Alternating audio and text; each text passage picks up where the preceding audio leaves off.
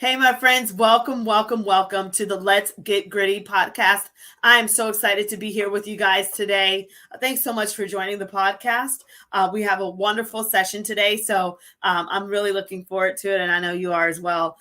With that said, I'm going to get started with my announcements like I always do. So, first off, the Let's Get Gritty podcast. It's going to be featured on Swing Girl Media Channel, which you can find it on, I believe, Apple Tunes and things like that, and on Fire Stick. So go ahead and check that out when you get a chance. Further, if you want to be a guest on the Let's Get Gritty podcast, please send me a photo and a bio of you to india.white.123@gmail.com, and we'll get you scheduled. Okay. Also, I love a good following. I love to connect with so many of you guys and all the different, backgrounds and areas of our lives and the ways that we're all trying to impact society. So join me on Facebook at Miss India White. You can join me on LinkedIn at The India White. My Twitter channel is Indie Speak and Teach.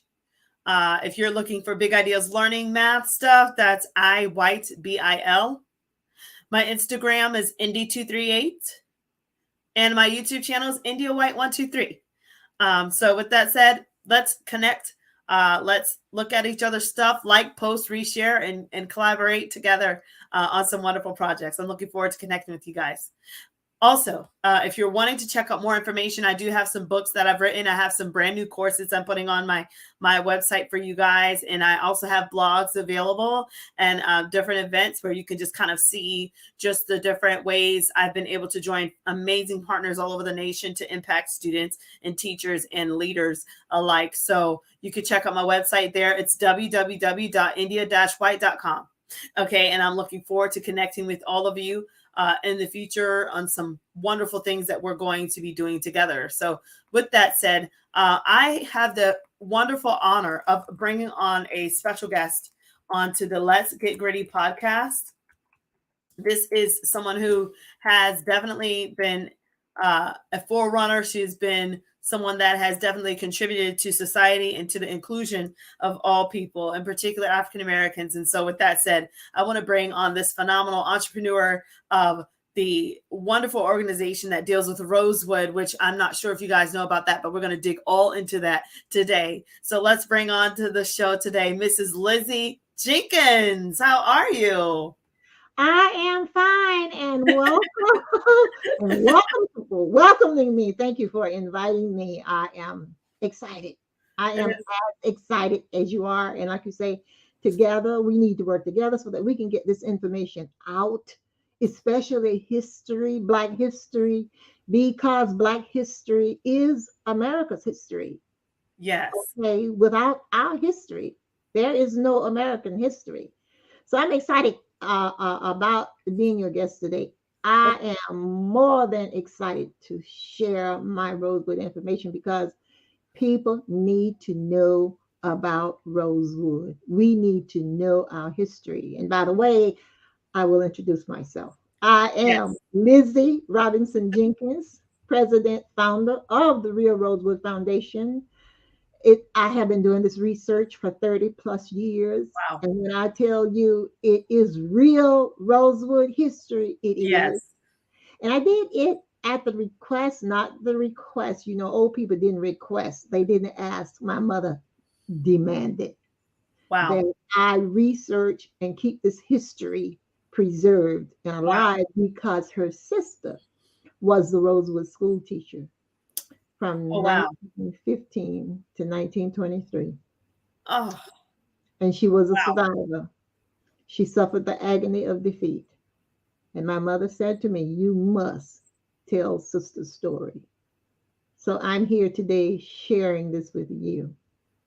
Oh, my word. Okay, so before we get started, guys, this is Mrs. Lizzie Jenkins, who is the founder and the president of the Real Rosewood organization. Now, Mrs. Lizzie, can you do us a favor and tell us about Rosewood? Now, before you start, I want to tell you something really interesting. I was a student at the University of Florida. I remembered on the application, they would ask, were your family members victims of Rosewood tragedy, right? Yes or no? I put no, right? Uh-huh. but yes, they were. Really? Didn't know it. So we definitely have to catch up because they were going to give us a full ride scholarship if you were at Rosewood. If you suffered, if your family suffered in that. And I didn't know. I just didn't know. I was in a homeless shelter. I didn't know who to go to in my family to find out. And then later on, while I'm in school, my relatives were talking about Rosewood and how we actually suffered from that, and our relatives were a part of that, and I had no idea. So I just want to throw that out there and say to you, thank you. We definitely have to catch up after this show because you've got to school me on some stuff. But I just wanted to throw that in. But for those that don't know Mrs. Lizzie, can you talk to us about what was the Rosewood situation, the massacre, the unfortunate situation? First of all, I want to acknowledge you. Hello, cousin. Hey. Oh.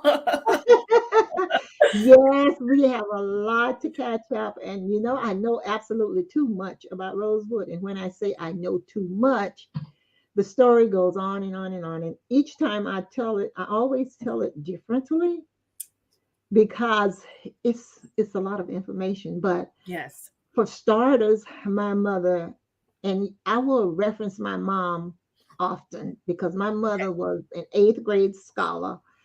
She could Wow. only go to school till to eighth grade, and that was like 4 months a year. But she was a self homemade historian Beautiful. because her ancestors told her stories, and mom told us bedtime stories. But you know what? All of our stories that were told by my mother back then were real life stories, stories about our family connection. It wasn't Cinderella, fake, fictitious. It was real. Yeah. And for some reason in 1943, well, as I say, my aunt, her sister, the school teacher, suffered the agony of defeat.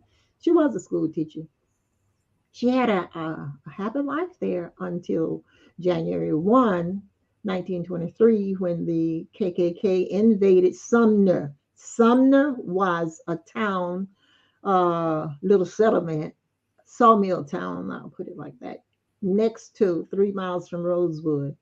So she taught only in taught school in Rosewood. However, there were black men from Sumner that I'm sorry, from Rosewood that lived in Sumner and worked in Sumner at that same sawmill where Fannie Taylor's husband was the foreman. And Fannie Taylor was the lady that cried, a black man assaulted me. But my mom said, you must never attack anyone about what happened in Rosewood because the people living today did not create Rosewood. They are not responsible, and Right. you're not either, baby. So her words of encouragement: research, document, tell the truth. And it's so easy to tell the truth when you know the truth. There Yes. are people out there that don't know the truth, and they are making money off the people who have done the research because they call out a few names, like my aunt name. The Mhm. only person living who really knows the school teacher is me. They Wow. don't even know if that's the correct name, but they take that name and her picture and they run with it. Wow. But I'm going to track them down. You're going to pay me. Right. I'm kidding and I'm not kidding, but they use her and her name and her picture all over America. But anyway, that's okay too. They're still helping get the information out because they are saying, oh, she was a teacher and this happened in Rosewood. But Fannie Taylor, as I said, triggered the Rosewood massacre because she lied that my uncle was the husband to the school teacher, assaulted her. It was a big to do. It was a big mess. And I really don't like to spend my time talking just about her because after the movie, my mother was 20, and I'm jumping all over the place, but you'll be able to put it together. My mother was 20 years old when Rosewood happened in 1923. She remembered everything. She remembered her sister coming home, falling across the bed on January 4, 1923, sobbing and sobbing and sobbing because she was so depressed. She was so hurt. She refused to tell her parents the story. Both parents were living, but she chose my mom, age 20, single, still at home, because she was gang raped and she was too embarrassed. She didn't want her parents to know that the mob, the KKK, had raped her, because she would not lie to them about her husband's whereabouts the night of Fannie Taylor proposed lie. Okay. And she would tell them each time they asked after they captured her from Aunt Sarah's house, they wanted to know. And when I said they, I mean the KKK. And the 1923 newspaper said it was approximately two to 300 KKK Klansmen that came to Sumner to help James Taylor, Fannie Taylor's husband, find the end who supposedly assaulted his wife. And as I said, she was getting raped, but she told my mom everything. And my mom knew that that story needed to be kept alive. So in 1943, when I was 5, and by the way, I'm 84, so you don't have to try to figure out how old I am. Beautiful. You're beautiful. when I was 5, uh, she sat us down. And when I say us, her 4 children, because she had worn my dad ears off, I assume, telling him the story. She needed someone to talk to, the same as her sister, my aunt, needed someone to talk to. So this particular night, she chose us. It was cold. We were sitting in front of a fireplace or a heater. I think we had both. You know, back then, 42, we didn't have the best heated house. Mm. It was cold in there. And she wanted to share that story. And no one wanted to hear it. Not even me. I didn't know what it was about. But anyway, she got started saying to us, y'all, to her 4 children, I'm 5, my brother 7 and 9, and my sister 11. Sit down on the settee. Mama's going to tell you a story about Sister in the Rosewood Massacre. When she said Rosewood, here I am, 5 years old. What came to my mind was roses in the woods. And when she said Rosewood Massacre, I had absolutely no idea what Yeah. she was talking about.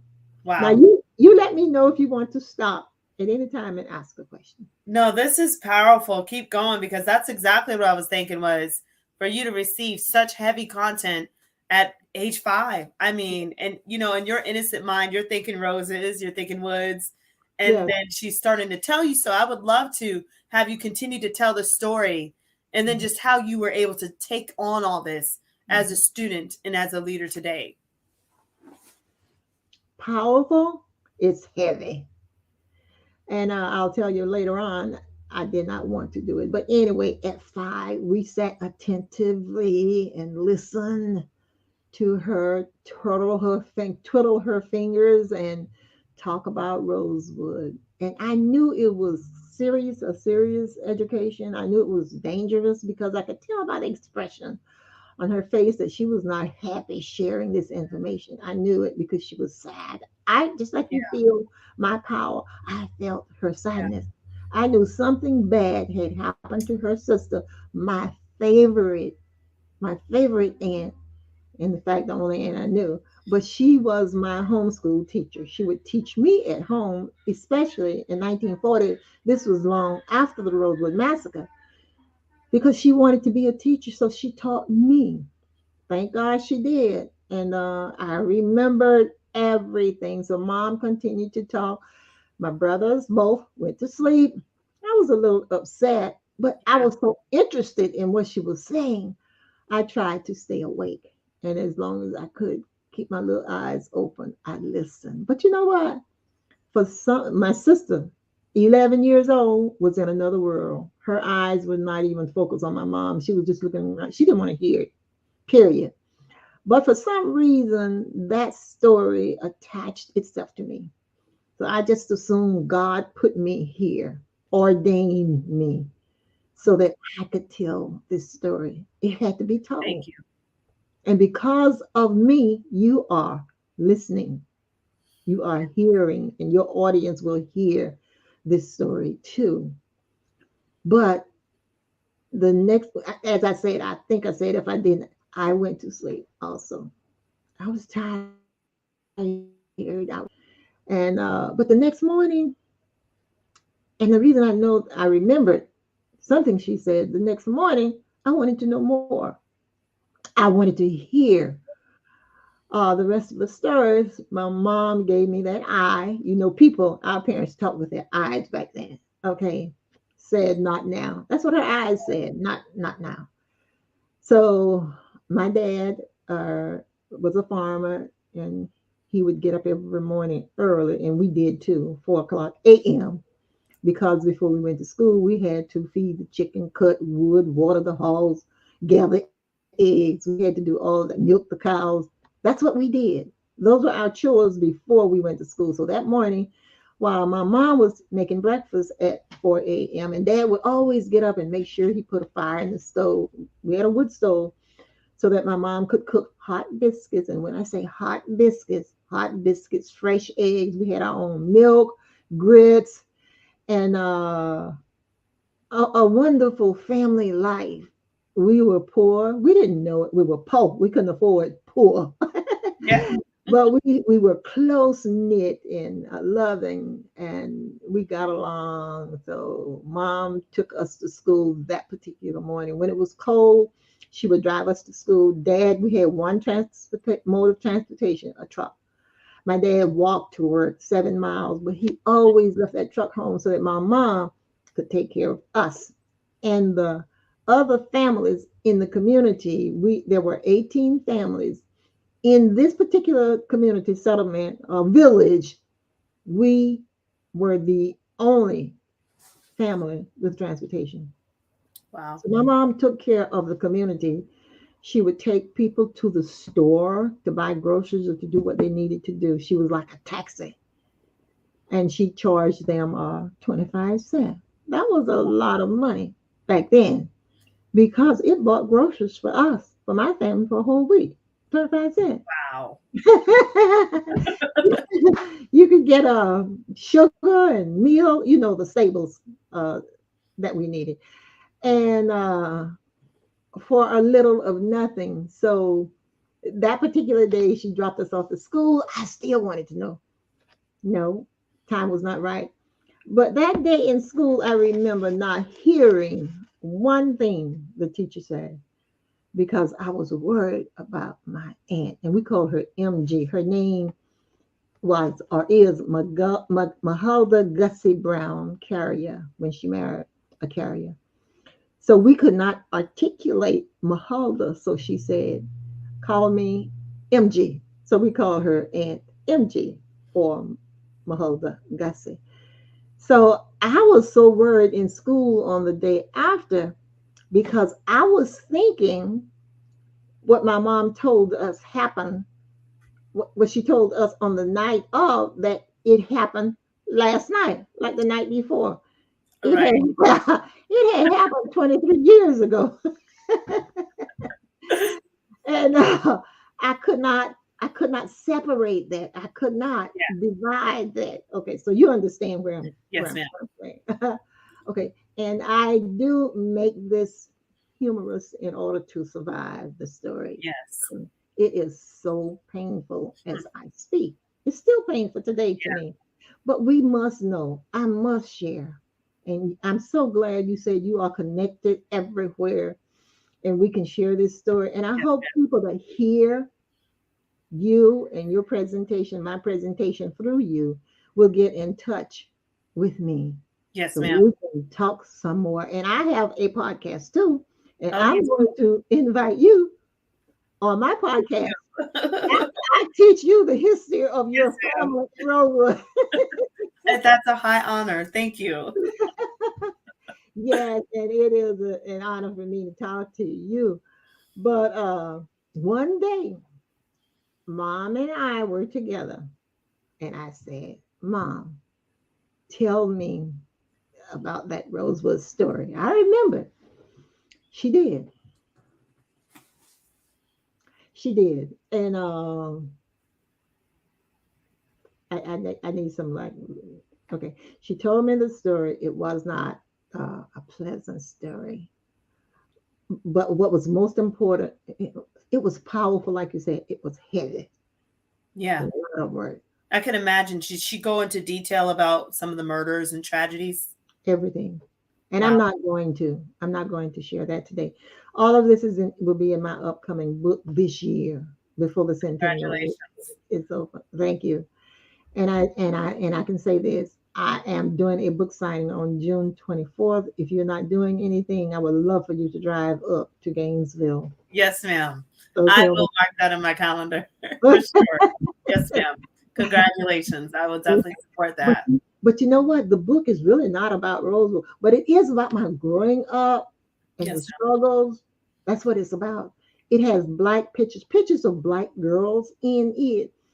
Uh, when I was growing up, probably when you were growing up too, we never saw a book. I never read a book with black children, black come on characters, now. Right. There was no representation. Exactly. none whatsoever.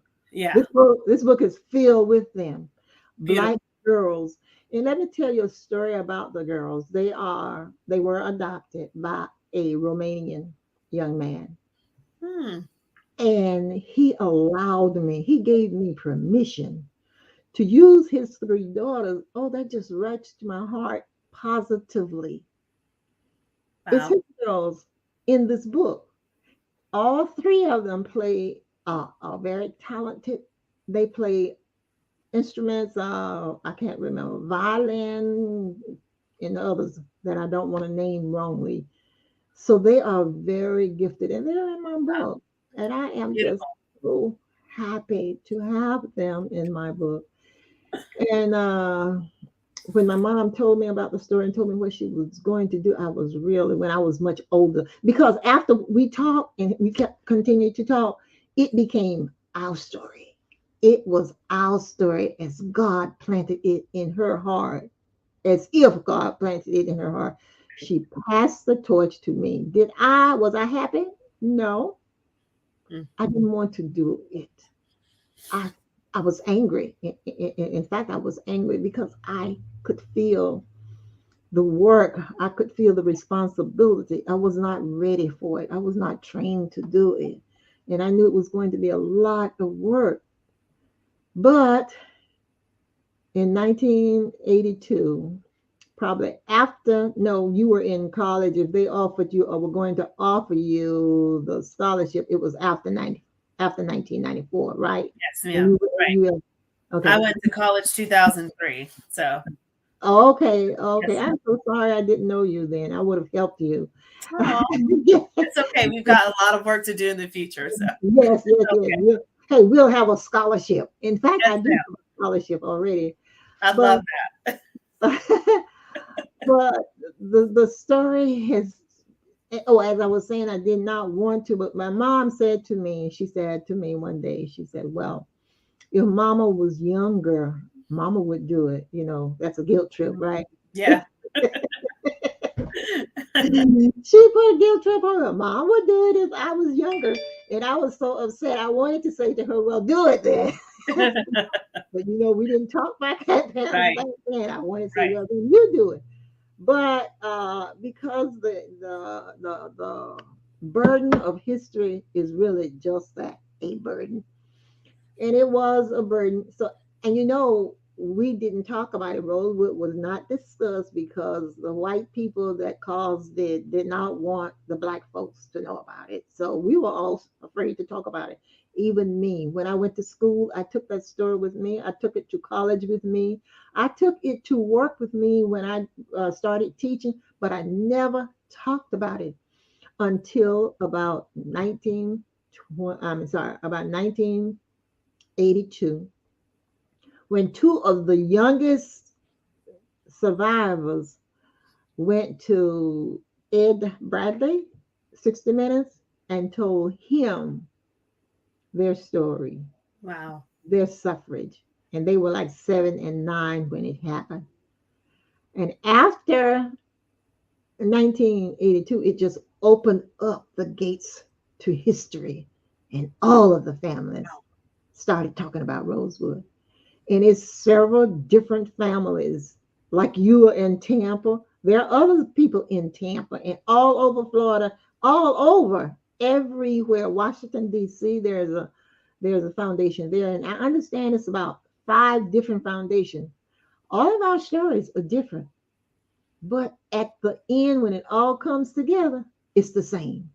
You killed our people, you burned our town down, and you took our property. And now you will not allow us at the cemetery, okay, to visit our own Rosewood family members.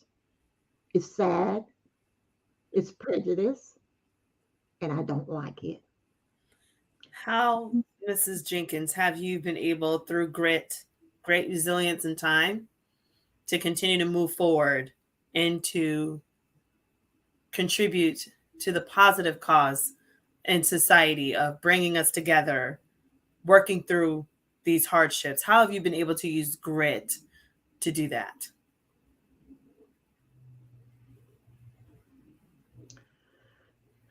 Courage, faith in God, prayer, okay, Yes, very prayerful because I was chased out of Rosewood at one time. They didn't actually chase me, but their presence chased me. When they came to the courthouse when I was doing my research, and about 8 to 10 white men, and I just want to make sure you all know, my audience know, or your audience know, they were all white men. Came down. I was downstairs near sitting around the table with all of my work tools on the table, and they encircled my table a couple of times. My heart dropped in my lap. I just couldn't see it because I reflected on what they had done to my aunt the night they raped her. I didn't know if they were going to take me upstairs and out the mm, back door or not, because as I said, I was in the basement. And praying, it's prayer. I still pray today, but I still afraid? Yes. Are all white people angry with you? Of course not. mm, They are behind me, and I can say 100%, some of them are, because what they enjoy about my story, I tell the truth, and they can feel it. And I tell them, if you can feel the energy and feel my story, then you understand. yes, And ma'am. those are the people that's helping me. Wow. And the thing is, I love how, you are, older, but you are so intelligent and you are leading this work. And it is important for younger ears like myself and my children to understand history. Mhm. But then to also connect and to say, look how far we have come as a nation. Yes, we might still have some glitches, but it's 2023. Times are very different. I was able to go to the University of Florida and get a doctorate. I was highly embraced by the faculty there, the entire community. They loved me. They spoiled me, I think. I was a Gators 40 under 40, one of the top 40 graduates at the university that they honored. Mhm. I was able to have a committee, all European descent committee, who all approved of my dissertation and supported me those entire 4 years as I worked on my doctorate. I had beautiful, beautiful principals that Mhm. were of European descent. My pastor, who I love, was like a dad to me. He's like a bishop, European descent. My mentor, European descent. I work for a beautiful company with phenomenal families, European descent. And I say this because, as an African American and someone that my family did definitely suffer Rosewood massacre, I would not be able to say those things had our Exactly. country not evolved. And I just want to say that I thank you for your story and I thank you for your heart. But most importantly, I thank you for your forgiveness. And I Yeah. thank you for how you're able to say, this is what happened. But look at how we're now coming together and how we're all working towards one common cause of creating a community, an environment for all students, to thrive in that environment and to belong and to feel like they have purpose in society. And so grit took that. It took grit to make that. And so I just want you to talk a little bit now about how have you been able to share your story to cultivate an environment where grit thrives, where we can all come together for a common cause through sharing your story. Well, as I said, I do have a podcast. I have Facebook, the Real Rosewood Foundation Inc. One Facebook, Lizzie Robinson Jenkins, another Facebook.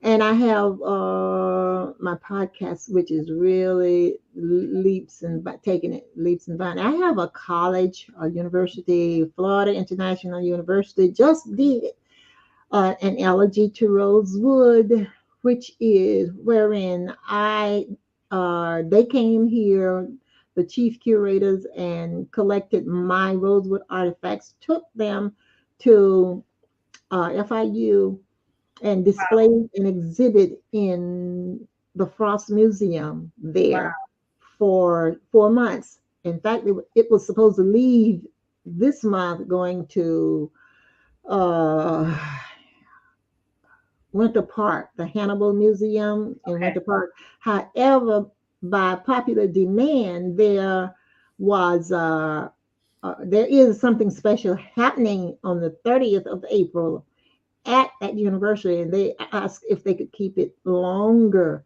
So that elegy to Rosewood, and look it up when you get off Yes, the ma'am. phone, elegy to Rosewood.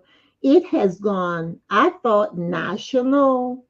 So I was talking with a Yes, friend in New York, and she said, "Oh no, not national." She said, "My friend from Japan called me and oh, wanted to know more about the history of Rosewood." So it is beautiful. moving. It is moving. Yes. People like you, people like you. I'm going to hook up with every Yes, podcast ma'am.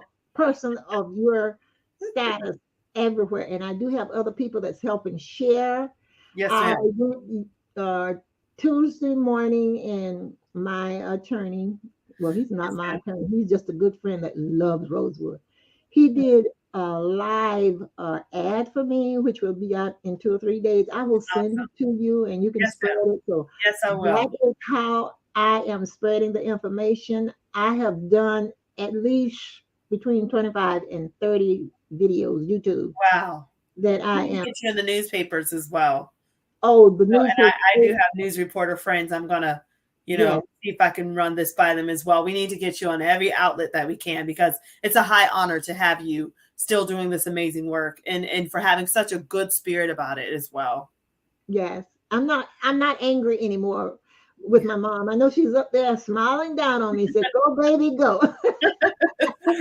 She trained me well, but it was not easy, and it's still not easy. But I just want to say to people, if you talk about Rosewood, please tell the truth. Those people lost Wow. their lives, okay? And I make it as sacred as I can for them, and I want them to be remembered. Yes. Yes, So and I, about how many people, Mrs. Jenkins, do you think they've tallied that unfortunately lost their lives to Rosewood? my calculation tells me it was 5 blacks and 2 whites. However, the blacks, and I don't use African American. I like the term black because Yes, it's Black history. The black community said it was more than 2 whites because they invaded. They came into Rosewood. The KKK people, the 3 to 500, invaded Rosewood one night, not knowing where they were going. And I understand they were met head on with gunfire from the Rosewood community. We can't we can't validate this. However, we can believe that's why they wanted it covered up and silenced for all of those years. They didn't want the message to get out. But I do know for sure there were 174 people that received a reparation check. Okay. 174 people, 174 Rosewood descendants and survivors.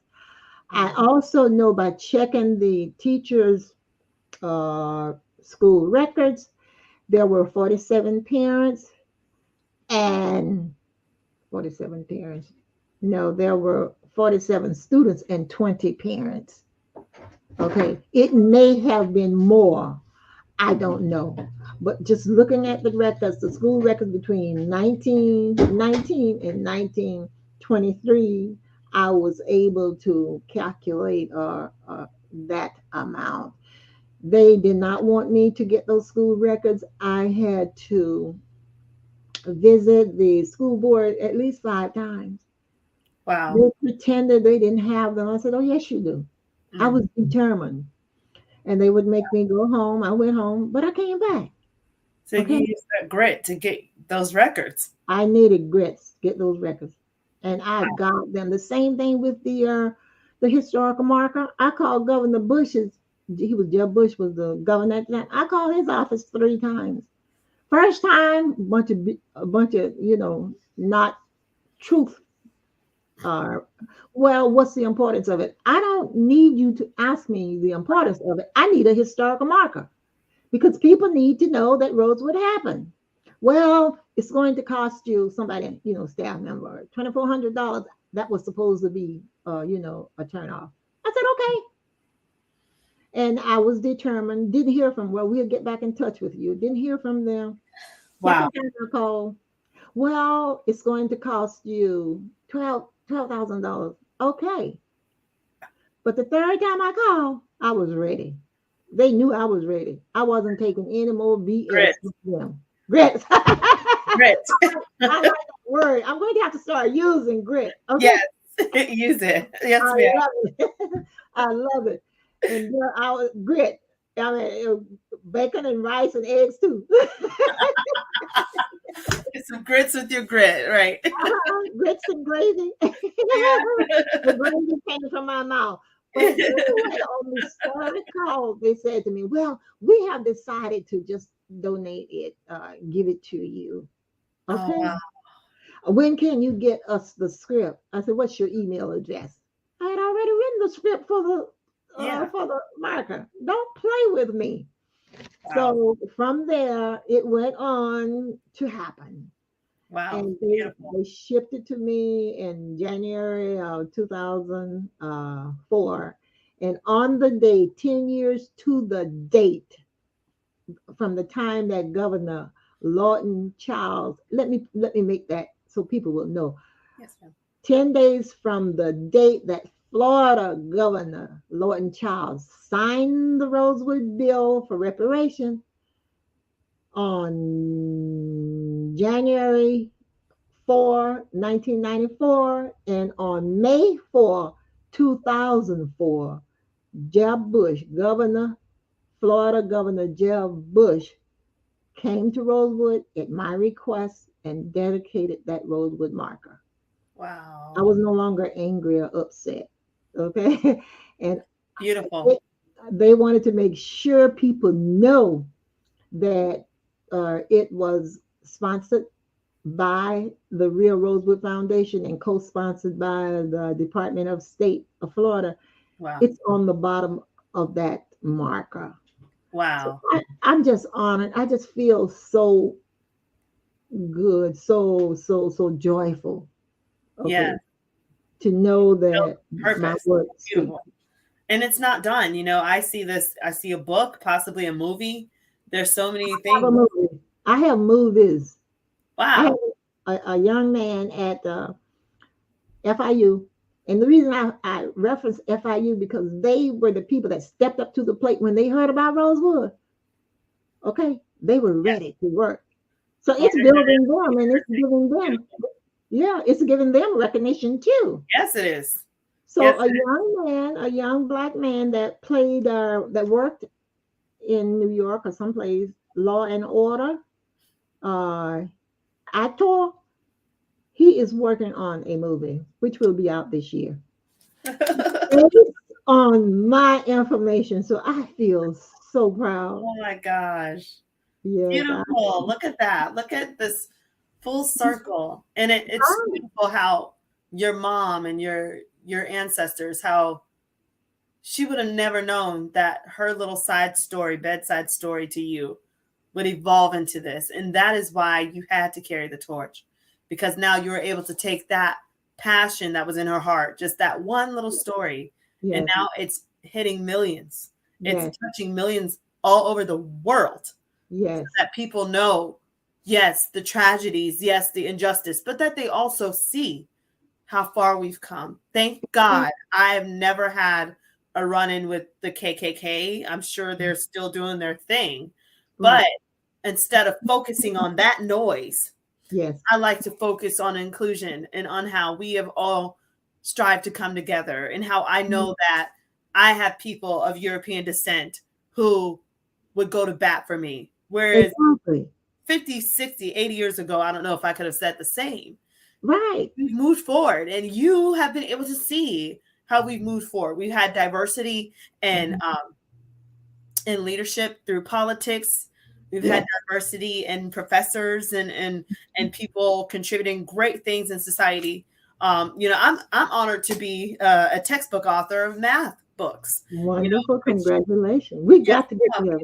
and it's beautiful, and it's beautiful to work with teens of diverse, people of diverse backgrounds.